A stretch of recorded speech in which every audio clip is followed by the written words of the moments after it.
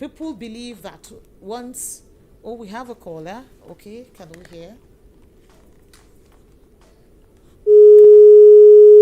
Hello. Hello, good evening. We missed that call. Hello, good evening. We missed the call. Okay. So please do call back. We're sorry we missed your call. So I was saying, one of the commonest myths you hear about custody battles is that mothers always win custody. That once, you talk about who should get the child and you go to court, that it will naturally go to the mothers. Well, I'm sorry to say that it's not quite true. While the court may, in some cases, feel that a mother is best in the best position to take care of a child and may award a mother custody of it. The reason is because when it comes to custody matters, the court is not interested in who feels disadvantaged, or who feels that he or she is the victim in the marriage, or who feels that he or she is the victim in the marriage, or who feels aggrieved, or the person who has been offended. No. Who has been offended? No. The court does not treat custody matters as a matter of what's the word now? Maybe as a means of compensating a parent, or a spouse, an aggrieved spouse in a marriage. The court does not use custody as a means of awarding victory to a party in a divorce proceedings. No. What the court simply looks at is the best interest of the child. So if the court has compelling reasons to believe that the best interest of that child will not be served by the mother of the child having custody of the child, the court will not grant custody to the mother. So it is not true that the court will always grant custody of a child to a mother in a divorce proceedings. That's not true. It's not true that once the subject of custody is raised before a court, that the mother gets priority consideration. That's not true. The only thing that guides the decision of the court is the best interest of the child. So where the court, nobody will take a child or hand over a child to a man, or nobody will hand over a child to a father. The myth that the court will always favor mothers in the driving consideration is not the wealth or the financial standing of a parent. If the financial standing of a parent is buoyant, that parent has wealth, that parent is very rich, yet that parent falls short of the other important considerations for the court in arriving at the decision of who gets custody of a child, then the court will not grant custody to the rich parent. So wealth is not the determinant. It is not the key determinant in who gets custody of a child. So that's another myth that I needed to debunk. So I have debunked 3 myths that are quite common, 3 of which are custody will always be awarded to mothers, or mothers, get preferential consideration when it comes to custody. That's not true, like I said earlier. Or that fathers cannot be granted custody of a child in any matter of custody before the court. That is also false. And the third being that it is the richer parent who wins any custody battle. I have said that this court in the middle of this contest, what serves the best interest of this child? Because that child is not supposed to be a pawn, a trophy, an award, a victory, a bait. No, that child is not an object with which these contesting adults will use to assuage their hurt or their feelings or their pride or whatever. So don't forget, the best interest of the child per time is the singular most important consideration in the courts reaching a decision as to who gets custody of a child in any such battle. And, all of this is hinged on both statutory provisions and also case law. By case law, I mean decisions of court. So it's not just a moral position. It's not just it's not just a position that is hinged on morality or on logic. It is a position that is predicated on law, what the law says, and what our courts have ruled over time, which of course serves as case law to guide courts in the future. If you are just joining us, you are tuned into the Late Night Intercourse, our family law talk show on People's 105.5 FM, the station that's all about you. Here we teach you, we discuss those subjects, those issues that affect your family and matrimonial relations to guide you to deal with those things from the point of wisdom, empathy, and legal awareness. And it is our pleasure to have you call in to share your thoughts or to ask questions on the subjects we are discussing per time. And for tonight, you may call in to ask your questions or share your experience or just lend an opinion on this subject by dialing 091 12 22 1055. The number to dial is 091 122 21055. Please call us and share your thoughts. Now, continuing, one of the case laws that has established the principle that it is the best interest of the child that is the consideration for the court is the case of Williams versus Williams, and it is a Supreme Court case. And in that case, the Supreme Court held that it is just the best interest of the child, the welfare of the child, the well-being of the child that is the priority consideration of the court over parental rights or societal norms. So it doesn't matter that a parent feels entitled. No, it doesn't matter that this is how we do it in our society per se. So what the court looks at is the best interest of the child. And then, of course, we have a caller. Hello, good evening. Good evening, madam. It's low. Hello, how are you? I'm fine. Good evening. Can you hear me? Oh, yes, I can hear you clearly now. Please, your name and where you are calling us from. My name is Jude. Fine. I'm calling from Lugbe. Oh, okay. Thank you, Mr. Jude. Please, your question or your thoughts? Hello? Then I agree with you that the custody of the child should be based on the best interest of the child. Yes, sir. How do we get to the best interest of the child between the wife and the husband, if that might be the case? How do we drive at any of the two to be at the best interest of the child? Okay. So remain with us and I will explain that. I will answer that in a bit. Thank you very much for calling in.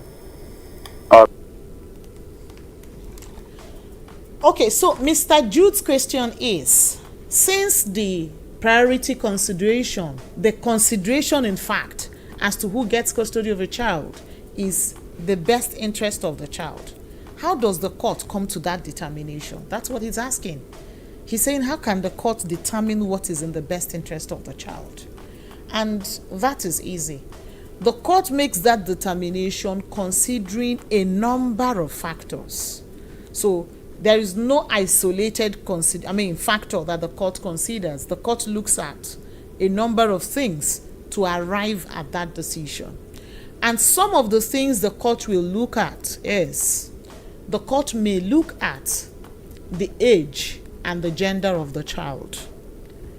Usually, I'm not saying always, I'm saying usually, where a child is still too tender and that child is maybe suckling, the child is still suckling, or the child is still in a very tender stage where the care or nurture of a mother is, expected or will be most beneficial to that child, the court may consider awarding custody to the mother. The court may also look at the gender, like I said. Where it is a female child, the court may be more disposed to granting custody to the mother. Where it is a male child, the court may also be more agreeable to granting custody of that child to the father, particularly if that male child is no longer so tender. The emotional needs of that child, where it has been shown that the child is more inclined to their father or their mother, that parent that the court sees has been the one catering for the emotional needs of a child, the court is likely to grant that parent custody of a child. And that is one of the reasons why you find that some men easily lose custody battles, because a father who, though providing finance, for example, is hardly available to play with a child, maybe does not attend PTA meetings, maybe does not ever go on leisure outings with a child, does not sit with a child to maybe do their homework and all those school activities. A father who is absent, or who is physically absent, though providing all the financial needs of a child, is not likely to be granted custody of a child. So that's one of the reasons why more women are likely to, gain an advantage in a custody battle. Not necessarily just because a mother is female or because that parent is a mother. No. So it is how well that person serves or meets the emotional needs of a child. And the court will sometimes also find out the preference, the actual preference of the child. Where the court sees that this child can articulate their needs intelligibly, where they can, communicate their preference clearly, the court may consult that child to find out who does the child want to be with. So where a child says they would prefer to be with their father or their mother, the court will also consider that as one of the reasons or one of the ingredients to arrive at the decision of what serves the child's best interest. The court may also look at the lifestyle of a parent. So if, for example, that a parent is a criminal or has some criminal records or is has wayward character, is unstable, maybe the person the person doesn't stay in one place, maybe due to their work or due to some kind of lackadaisical lifestyle, that parent will not afford that child stable living. The court is not likely to grant custody of that child to that parent. So if a parent's job or their business or their lifestyle is just such that they won't give the child stability, or that their lifestyle is such that it will not model good morals for a child, the court may not consider that parent for custody. So those are some of the things that all together will equip the court in arriving at the decision of what will serve the best interest of a child in a custody case. I hope that answers Mr. Jude's question, and I'll be happy to take more questions if you have any. So I had mentioned the case of Williams versus Williams, and also the case of Odogu versus Odogu. Those are Supreme Court cases that have also established sustained this position of the law. And the court also says that you can't just deprive a child parental access just because of whatever issues that exist, that both of the parents are having. because that in itself can be detrimental to the well-being of the child. So just as the issue of custody is hinged on the best interest of a child, even the issue of access is so equally hinged. So it means that beyond just who has custody, the court will look at who has access. If a person, for example, is abusive to a child, though that child is ordinarily entitled to, under the Matrimonial Causes Act, what the court does is to, reach a decision on the basis of just and equitable, just what will be just and equitable in the circumstance, in the best interest of the child, not for the parents. I need for us to take note of that. And then the court will look at, how have the parents conducted themselves. We'll have another caller. Okay. Sorry, we lost that call. Okay. So, and regardless who has custody, like I was saying, it is important that the child maintains relationship with both parents. It is unfair to make a child pick and choose, except where it is in their best interest.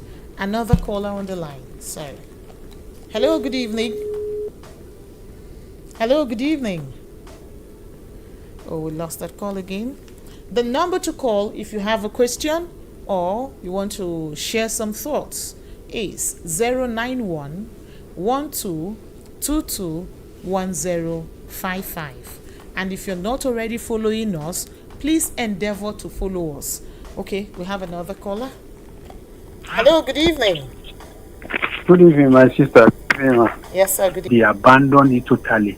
There was a one that we even take to welfare when they even mandated the husband to be paying so amount every month. But unfortunately, he did not respond. And I don't think, maybe because of level of poverty, the wife could not even go further. He just abandoned the husband like that and continue taking care of the children. So those are something that are very rampant in the society. I've seen a lot that used to happen like that. That's what I think we should even look at again. The irresponsibility of fathers are more nowadays. That's why one day I was a time I was even asking a woman, say, where is the father of this? If we are not married again, why is he not taking his responsibility of taking care of the children that you are born for him? But something like that are very rampant. So I think. Okay, thank you very much. Yes, thank you very much, Mr. Olushola. That's a very valid concern Mr. Olushola just raised there. And like he rightly said, though it's a deviation of sorts, it's a slight deviation, but it's closely related to the conversation topic. And you see, after a court has awarded a decision, has made a decision, given a judgment on who keeps custody of a child, other incidental matters will include the maintenance of that child. So even where that child is not in the custody of a particular parent, that parent who doesn't have custody or physical custody of a child, the fact that he or she knows that that child is theirs, puts on them the burden, the duty, the responsibility to provide for that child's upkeep. More so in a situation where that has been ordered by court. So yes, I also hear Mr. Olushola, sometimes, the parents who have custody may not have the means to explore legal options towards ensuring that the parent who should make this provision makes them as has been ordered by court. And for any parent, particularly any mother who is unable to enforce the order of court as it pertains to custody of a child, or who is unable to get FIDA will represent that person and ensure that that father does right by their children, except where that father does not have the means, because yes, there may be instances where a father doesn't have means, except where that father does not have means. But if that father has means, that father is under a lawful duty to provide for their children, and FIDA can help that indigent mother get the court to, get the father to do the right thing. So, and that is to say that for those who are not indigent, they should consult their lawyer. Their lawyer will help them. It is a duty that doesn't shift until that child attains the age of majority. Once that child becomes an adult, then that child can take care of themselves. But until then, the parents owe a responsibility under Nigerian law to provide for their children. And just maybe more on the morality side, for social reasons, you see, when parents fail to take care of their children, it does not matter what their reasons are. Some of them do it because their ego has been hurt. Some of them do it because they don't want the parents with custody to partake in enjoying the resources they provide. Some of them do it because they want to punish the parent who has custody. Some of them do it because they want to flex their power. They want to show that they can do it and nothing will happen. Just a sense of impunity. Some of them do it because they are hurt. They are really hurting and they want to revenge. They want the parents with custody to also feel that pain, feel some pain, just something close to the pain they are feeling. Whatever the reason may be, it does not justify it. And the interesting thing is that life passes like this. The years pass just like a snap of a finger. In little time, those children that were 2, 3, 10, 11, whatever age they are, will become adults. And the things you did or the things you failed to do when they were children may very well count against you then. I'm not saying that any parent is particularly waiting for their children to come and fend for them when they grow up. Not necessarily. It's possible that this parent has abundant means and doesn't ever need those children. But there are many things for which that parent may need the children tomorrow. And it will be self-sabotage for anybody to cut their noses just so they can spite their faces.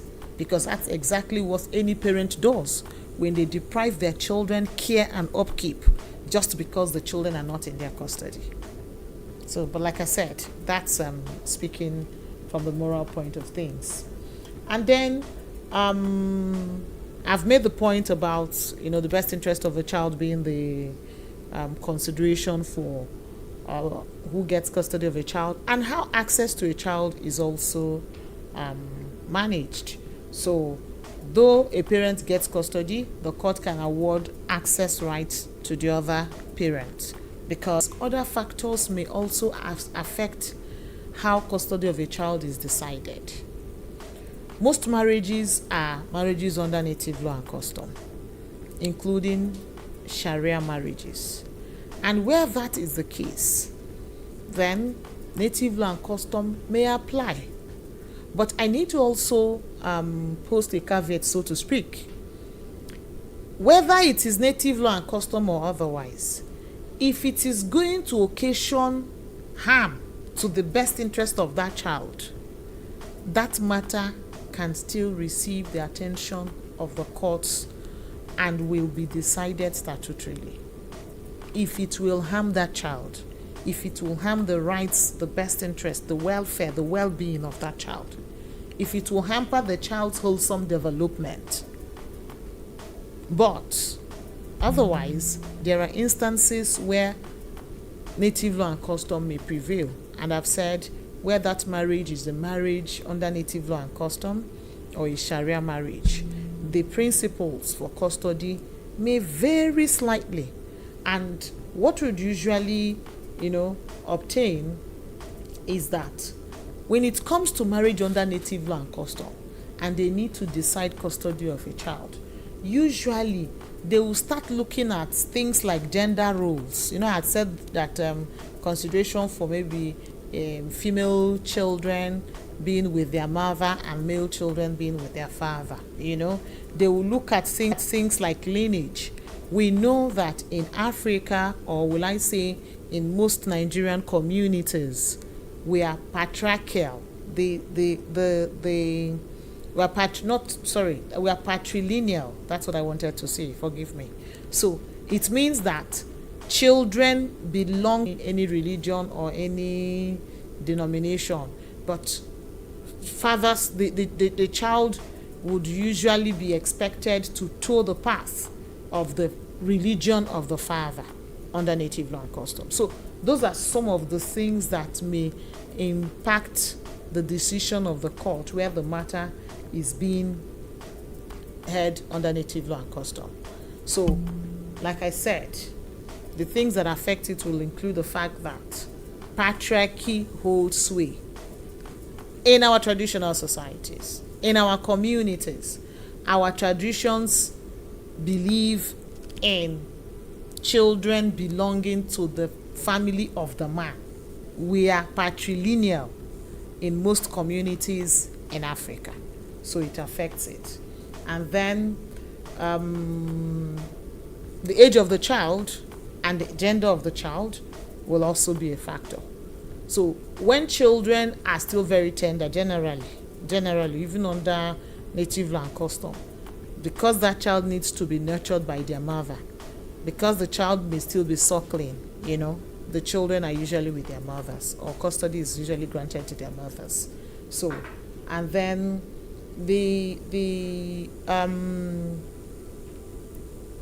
even then, it will be the father providing for the children until maybe the child gets to a certain age. So you also find that maybe in cases where the father is perceived to be unfit, where the man is maybe a drunk, maybe he's polygamous and there is hostility in the family, or where he's just irresponsible and does not live up to his fatherly duties, particularly in the areas of provision, those are some of the things that can make a woman be awarded custody under native law and custom. But generally speaking, custody would usually go to the father, or if the marriage is under native law and custom.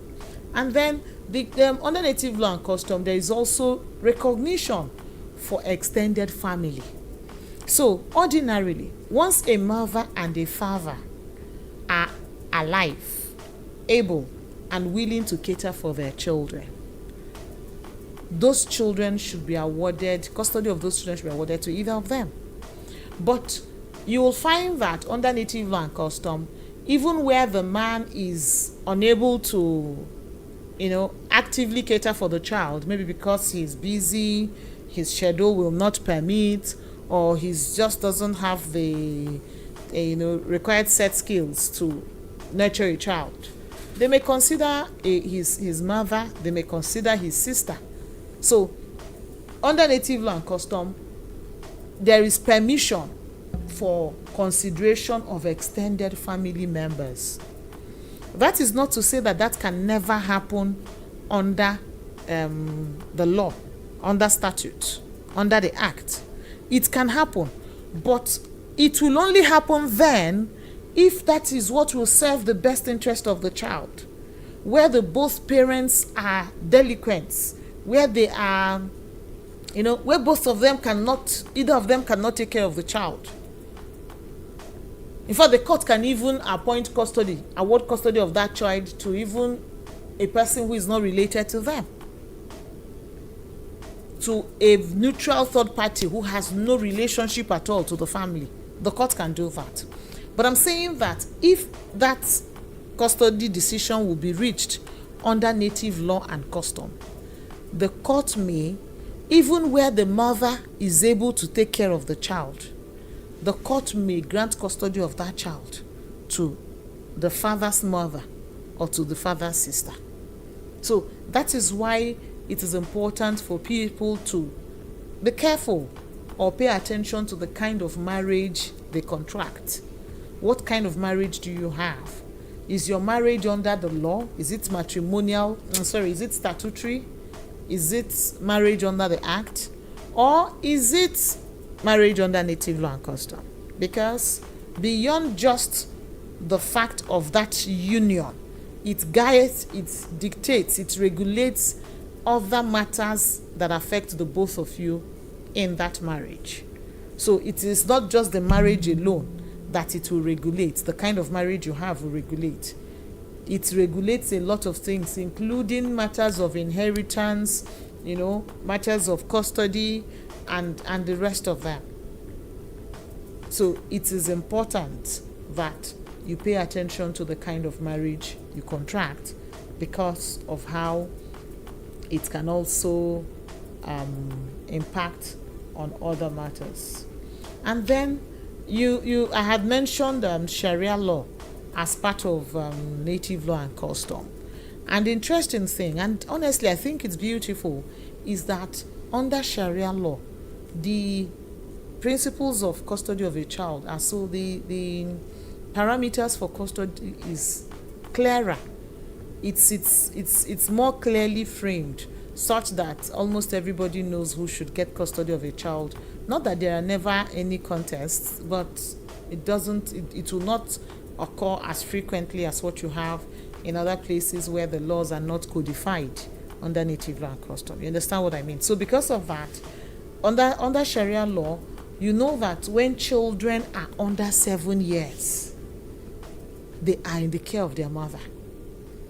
So where divorce happens and the mother and the children are still tender under the age of 7, under Sharia law, the mother would automatically have custody of the children, except where the mother wants to remarry or has remarried. You understand? So, but generally, they would usually give custody to the mother. So, and that makes things, clearer. It makes things easier. And it means that if there, I think where there is a male child, after age 7, that child may go to their father. I think it's longer for females, for female children. So, but generally, whether male or female, if the child is under 7, it would usually go to the father, to the mother. And where that custody needs to go to another person, there is also a line, an order for considering who that next person is. The next person is not automatically the father. No. The next people custody will go to under Sharia law will include the mother of the child, as in the grandmother of the children, their maternal grandmother, yes, the maternal grandmother of the children, then the maternal aunts of the children, and the rest of that in that order before the custody can go to their father. So that's and then of course once a child is breastfeeding, that child will remain with their mother. So there's no point. I'm sure that one is commonsensical. And then the some of the situations where a mother may lose custody of a child under Sharia will include where maybe the mother goes to marry someone, remarries and goes to marry somebody who is not a Muslim, for example, because religion is one of those sensitive issues that the court will have to deal with when it comes to custody of a child. Generally speaking, nobody wants their child to be brought up in a religion they do not subscribe to. So people have a right, parents have a right to raise their children in their own chosen faith. And if that be the case, it then means that maybe it's best that people from the same faith marry themselves, so that in any situation of maybe in any situation of separation or divorce, that delicate issue of religion doesn't come hanging and making things difficult for them to decide. And then of course that nobody will grant custody of a child, whether under statutory law or under native law and custom. Nobody will grant custody of a child to a parent who is medically unfit or who is mentally unfit to cater for a child. So, and it's of general application, like I've said. So, and then even where a parent does not have physical custody. Mr. Olushola made us touch on this point earlier when he called in.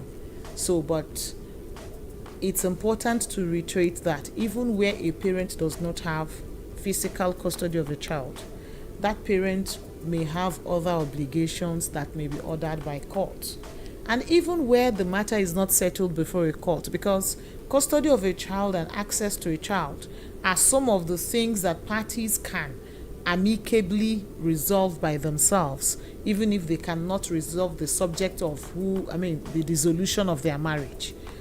If they come to an agreement and they decide that, okay, you will keep the children during school period and I'll keep the children during vacation, or you will keep the children weekdays and I'll keep the children during weekends, or you will keep the children the first half of the year and I'll keep them the last half. Whatever it is that the both parties resolve and mutually agree is workable for them, the court is likely to adopt that as a consent judgment in the matter. Except where the court sees that agreement may have been extracted under duress, or that agreement, even if mutual, will occasion harm to the best interest of the child, except the court comes to that agreement. But both parties can actually decide and agree that this thing is not working, but since we must continue to parent responsibly, I think it's better that you keep the children and I'll be visiting them every weekend, or you keep the children and they can be coming to spend a weekend with me maybe once in a month or during their holidays, or any such arrangement that works for the both of them and that considers and takes care of the interest of the children. So they can actually decide that for themselves. And that custody, most of this conversation we've been having this evening is around physical custody. You know that a parent may have physical custody of the children and another parent have legal custody. A parent may have physical custody and another parent will have shared, rights to shared custody. No matter what the reason for a divorce is, parents should try to isolate themselves or to remove their feelings, their emotions when dealing with the issue of custody of their children. It is the life of those children that's at stake. It's their future. It's their development that is at stake. So if a parent allows their hurt or anything to get in the way of rational, reasonable, decision making, then that parent is truly actually hurting their children instead of hurting the spouse that they wish to have hurt. So I think some of the advice I would like to give will be that regardless what the issues are, mediation should always be considered. There are many things that can be resolved in the place of mediation. And I know that because, I've seen it happen. Mediation should be explored. Even where that mediation does not result in the parties remaining together, that mediation may at least achieve an amicable decision as to who keeps the children and what each party contributes towards the upkeep of the children. Then, it's also important that people avoid toxic behavior. Don't make it about you. It's not about you. You have your life ahead of you. You will recover from the hurt of that failed marriage. You may even find a better life after that failed marriage. But your children may not recover from the consequences of your actions or your inactions during that phase. So don't make it about you. So shield your children as much as you can from the emotional toil of divorce, because it's not their fault and it would be unfair to make them victims of, So that will be it for this evening. For those who still have questions or thoughts they would like to share, you can send me a message on any of my social media handles. I've told you that on Facebook it is Chioma ONYENUCHEYA-UKO. On Instagram and TikTok it is The Zest.